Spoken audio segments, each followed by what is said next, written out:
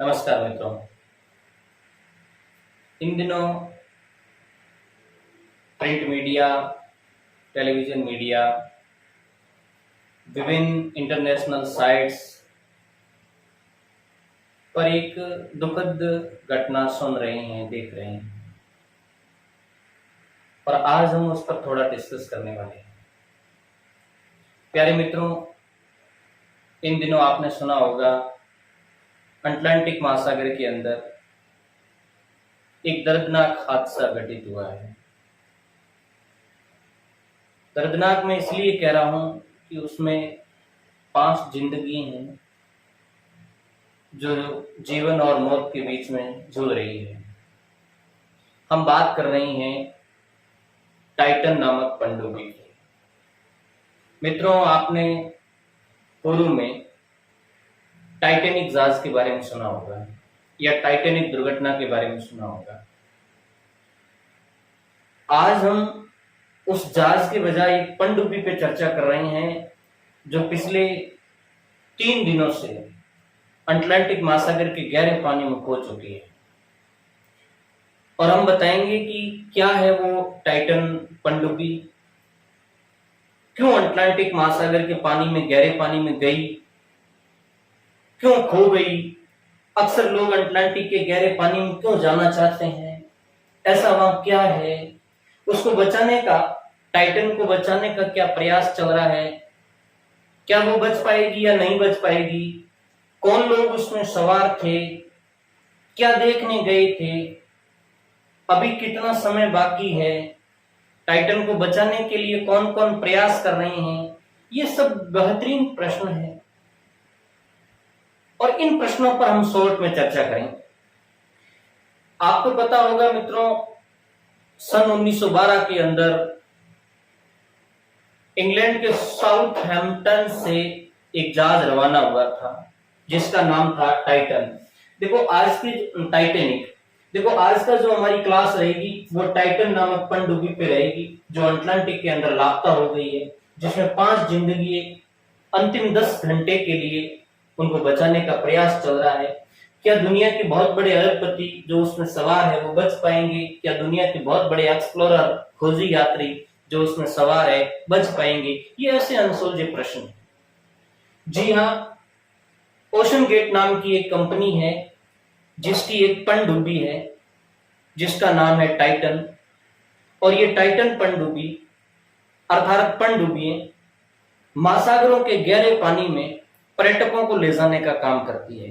और ऐसी ही एक पनडुब्बी जो ओशन गेट कंपनी की है, टाइटन नाम की है, वो इन दिनों 5 लोगों को लेकर के गहरे पानी के अंदर उस टाइटैनिक जहाज के मलबे को दिखाने के लिए लेकर के गई थी।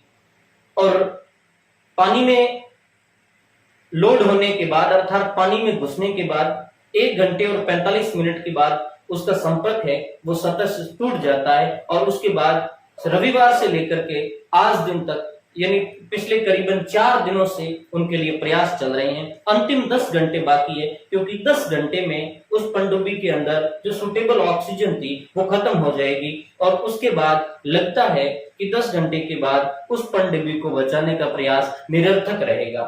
मित्रों, मैं बात कर रहा था, आपको पता होगा टाइटन नामक जहाज के बारे में, टाइटैनिक नामक जहाज के बारे में। सन 1912 के अंदर इंग्लैंड के न्यू साउथहैम्पटन से एक जहाज रवाना हुआ था 2200 यात्रियों को लेकर के और जा रहा था न्यूयॉर्क।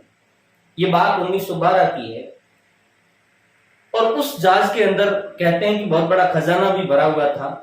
और साउथहैम्पटन से रवाना होने के बाद जैसे ही ये जहाज कनाडा के सेंट जॉन्स से लगभग 900 किलोमीटर 700 किलोमीटर दक्षिण पूर्व के अंदर रहा था, एक बहुत बड़े प्लावी हिम से टकरा जाता है, यानी तैरते हुए हिम से टकरा जाता है और ये जहाज वहां डूब जाता है अर्थात पानी के अंदर समा जाता है। और इस जहाज के अंदर 2200 यात्री सवार थे और इसमें 1500 यात्री लापता हो गए थे और सेंस को बचा लिया गया था। और आज भी ये एक अनसुलझा गुत्थी बनी हुई है। 1990 के दशक के अंदर टाइटैनिक के मलबे को खोजा गया था कि भाई अटलांटिक महासागर के गहरे समुद्र में लगभग 4 किलोमीटर नीचे अटलांटिक के अंदर जो टाइटैनिक का मलबा है वो पड़ा है। उसके बाद कई लोग है वो वहां की यात्रा करने के लिए, टूरिस्ट है वो वहां के पर्यटन के लिए जाते हैं। तो इसी तरीके से पर्यटन के लिए एक पनडुब्बी पिछले रविवार को रवाना हुई थी 5 यात्रियों को लेकर के।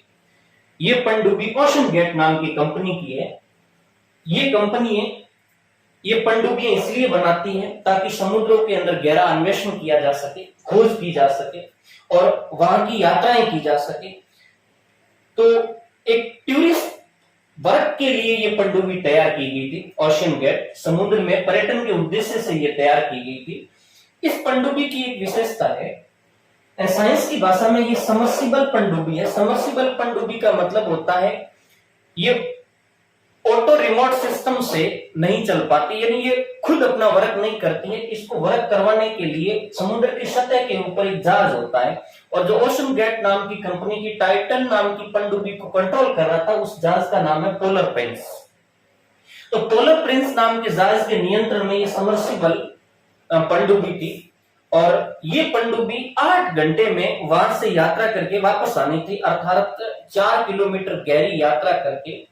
और टाइटैनिक के पूरे मलबे को 5 यात्रियों को, आगे हम देखेंगे कौन 5 यात्री थे, 5 यात्रियों को बता करके और ये वापस आनी थी। ये टाइटन पनडुब्बी थी। रविवार को ये रवाना होने के ठीक 1 घंटे और 45 मिनट बाद इसका संपर्क इस जो पोलर प्रिंस नाम का जहाज है उससे कनेक्ट इसका टूट जाता है।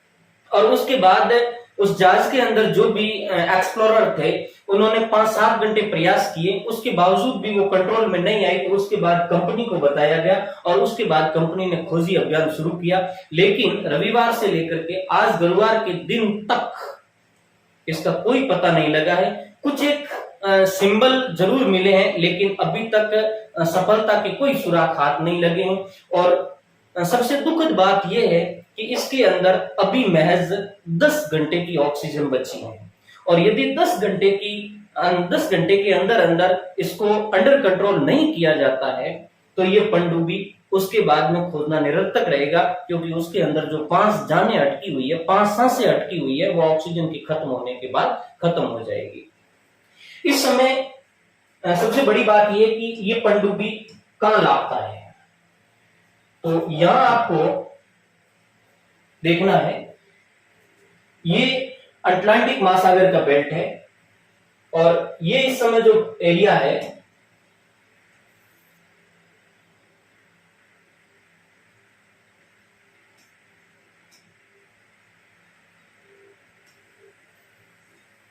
ये न्यू फाउंडलैंड का एरिया है और ये न्यू फाउंडलैंड का सेंट जॉन्स एरिया है। और इस सेंट जॉन्स से करीबन 700 किलोमीटर दक्षिण पूर्व के अंदर यह टाइटैनिक का मलबा पड़ा है अटलांटिक महासागर में।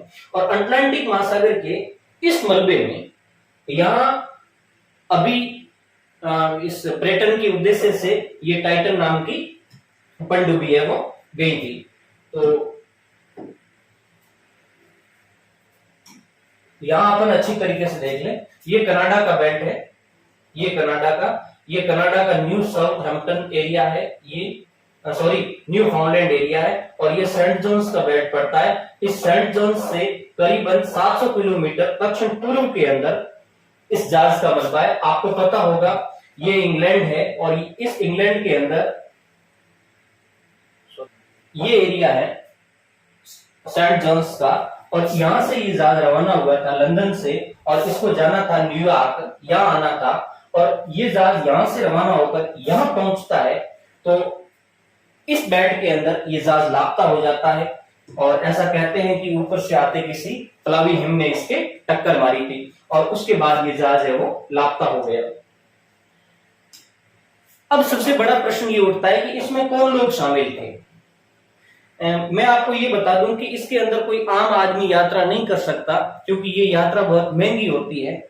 और जहां तक साइंस मीडिया या इंटरनेशनल टेलीविजन उनके संदर्भ में देखें तो प्रत्येक यात्री करीबन $2.5 लाख की एक टिकट ले पाता है। यानी ये यात्रा 8 दिन की होती है। 8 दिन की यात्रा के लिए $2.5 लाख चुकाना होता है। और अभी जो यात्रा करने के लिए 5 व्यक्ति गए थे, ये 5 व्यक्ति 2.5 लाख की टिकट के साथ 8 घंटे की यात्रा करने के लिए गए थे। और हाँ, अब एक प्रश्न हमारे दिमाग में ये भी उठता होगा कि क्या कंपनी इन लोगों को कोई मुआवजा देगी? क्या ये लोग लीगल रूप से, इन लोगों के परिवार है वो लीगल रूप से कंपनी के खिलाफ लड़ पाएंगे? ऐसा कुछ भी नहीं है, क्योंकि मीडिया में जो भी बातें आ रही है उससे ये स्पष्ट पता चला है कि कंपनी के द्वारा ऐसी यात्रा के दौरान सबसे पहले इस बात का एफिडेविट लिया जाता है कि होने वाली समस्त दुर्घटना के लिए व्यक्ति से जिम्मेदार होंगे। इसलिए ऐसा कहते हैं कि जो ऑथराइजेशन हुआ था कंपनी के साथ इन यात्रियों का, उनके प्रथम पेज में 3 बार मौत का जिक्र किया गया है। इसलिए ये प्रश्न नहीं उठ सकता कि मरने वाले व्यक्तियों या जो लापता हुए व्यक्ति है उनके परिवार है वो कंपनी पर कोई लीगल दावा करेंगे, ऐसा नहीं हो सकता। अब सबसे पहले हम देख लें कि वो 5 लोग कौन थे जो 2.5 लाख टिकट की यात्रा पर, 2.5 लाख की टिकट पर 8 घंटे की यात्रा करने के लिए जीवन और मौत के बीच में अभी जूझ रहे हैं। महज 10 घंटे उसकी जिंदगी के बाकी रहे हैं। भगवान से प्रार्थना करते हैं कि टाइटैनिक जहाज को देखने गई टाइटन पनडुब्बी जल्दी मिले। ये 5 लोग हैं, 2 पाकिस्तान के हैं पिता पुत्र, जिसमें शहजाद दाऊद और सुलेमान। शहजाद दाऊद पाकिस्तान के बहुत बड़े बिजनेसमैन माने जाते हैं, अरबपति माने जाते हैं, और उनका पुत्र सुलेमान भी इस पनडुब्बी में साथ में है। और उसके बाद ब्रिटेन के बहुत बड़े अरबपति हामिश हार्डिंग, ऐसा कहते हैं कि हामिश हार्डिंग ने नामीबिया से भारत के अंदर जो चीता एक्सपोर्ट हो रहा था उसमें बहुत बड़ा योगदान दिया था। तो हामिश हार्डिंग ब्रिटेन के भी इस पनडुब्बी में साथ में है।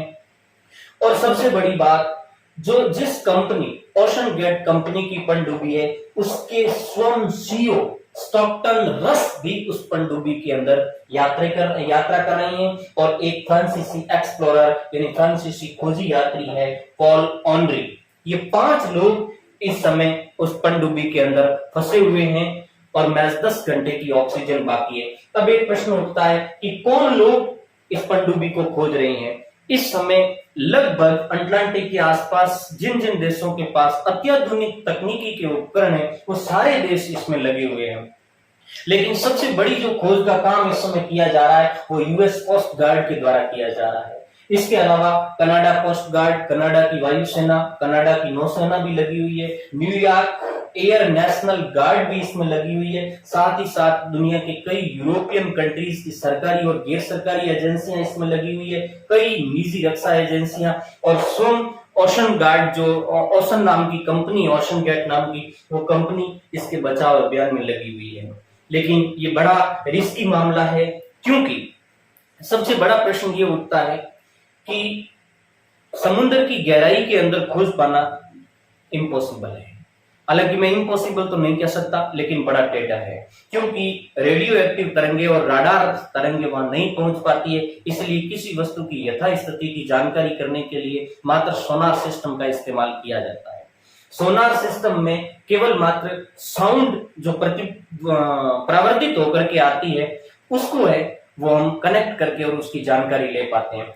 यूएस कोस्ट गार्ड ने एक सुखद समाचार जरूर 15-20 घंटे पहले दिया था, लेकिन अभी तक उसको सुखद समाचार को सफलता में तब्दील नहीं कर पाए हैं। यूएस कोस्ट गार्ड ने ऐसा बताया था कि कुछ ऐसी साउंड आई है, और अब वो साउंड किसकी है? साउंड मतलब शोर। अटलांटिक के गहरे समुद्र के अंदर कुछ शोर सुनाई दे रहा है। वो शोर किसका है या किससे परिवर्तित होकर के आ रहा है, इसकी जानकारी अभी नहीं हो पा रही है। कई सोनार सिस्टम वहां लगाए गए हैं, अलग अलग देशों के सोनार सिस्टम वहां काम कर रहे हैं साउंड को डिटेक्ट करने के, लेकिन अभी तक कोई सफलता हाथ नहीं लगी है।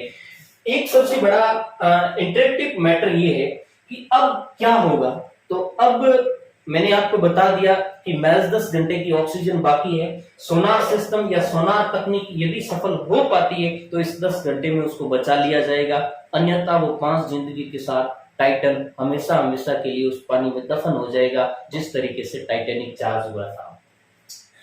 एक चीज हमारे सामने और है कि क्या ये पहली बार गई पनडुब्बी या पहले भी कोई और लोग जाकर के आए? बहुत सारे लोग गए हैं। दो लोगों का मैं जिक्र करना चाहूंगा। एक है डेविड बग। डेविड बग वो इंसान है जो 2022 के अंदर अमेरिकी पत्रकार के रूप में इसी पनडुब्बी के अंदर यात्रा करके गए थे और टाइटैनिक के मलबे को देख करके आए। सबसे पहली बार यदि सबसे पहले किसी ने टाइटैनिक के मलबे को देखने के लिए पनडुब्बी की सहायता से यात्रा की थी तो वो थी डिक बार्टन। ये एक ब्रितानी गोताखोर थे।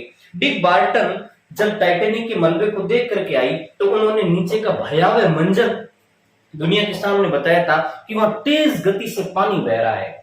अब ये प्रश्न उठता है कि यदि टाइटन नाम की जो पनडुब्बी है उसका संपर्क यदि पोलर प्रिंस से निकल गया है तो उस पानी के अंदर वो बह सकती है। इसलिए बड़ा रिस्की मैटर है। कई खाई भी है, उसके गहरे खाई में यदि वो चली जाती है तो वहां से सोनार सिस्टम उसको डिटेक्ट नहीं कर पाता है। तो ये बड़े बड़े प्रश्न थे। अब देखना है कि अगले 10 घंटे तक क्या उस पनडुब्बी को बचा पाता है यूएस कोस्ट गार्ड और कनाडा कोस्ट गार्ड व दुनिया की जो तमाम रक्षा एजेंसियां लगी हुई है। ये तो आने वाले समय में ही बताएगा। लेकिन इस समय हम पूरी दुनिया या दुनिया के अधिकांश जो लोग हैं वो ये प्रार्थना कर रहे हैं कि इस पनडुब्बी को बचाया जाए और उस 5 यात्रियों को भी बचाया जाए जो टाइटैनिक के मलबे को देखने गए थे।